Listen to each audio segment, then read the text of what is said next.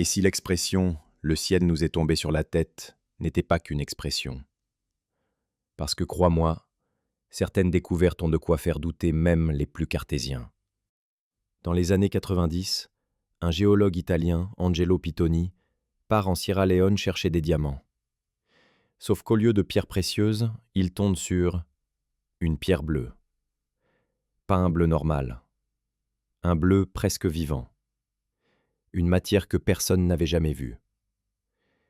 Il l'envoie dans plusieurs labos, Genève, Rome, Tokyo. Les résultats sont identiques.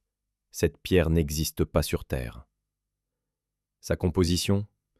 77% d'oxygène, un peu de carbone, un peu de calcium, mais surtout une structure impossible à reproduire. Et vieille de plus de 12 000 ans. Les habitants du coin l'appellent la pierre du ciel. Ils disent qu'elle serait tombée après la chute des êtres d'en haut. Et là, les anciens textes prennent une toute autre saveur. Le livre d'Hénoch raconte « Les veilleurs descendirent du ciel et furent précipités sur la terre. » Et dans l'Apocalypse, on peut lire « Le grand dragon fut précipité, entraînant avec lui le tiers des étoiles. » Un ciel fissuré, littéralement tombé en morceaux. Pitoni, fasciné, continue d'enquêter. Il découvre d'étranges statuettes, les nomolies, représentant des êtres mi-hommes, mi-divins. Et puis, plus rien. Pitoni disparaît, comme avalé par son propre secret.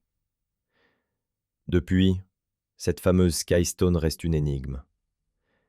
Une preuve d'un monde avant le nôtre, ou juste un rappel que certaines vérités ne devraient jamais être déterrées. Vous voulez mon avis ? Eh bien, je ne peux pas tout vous dire dans cette vidéo. Abonnez-vous à Moonjack et tapez Histoire en commentaire, parce que dans la prochaine, on ira encore plus loin. Et souvenez-vous, la vérité est souvent plus sombre que vous ne le croyez.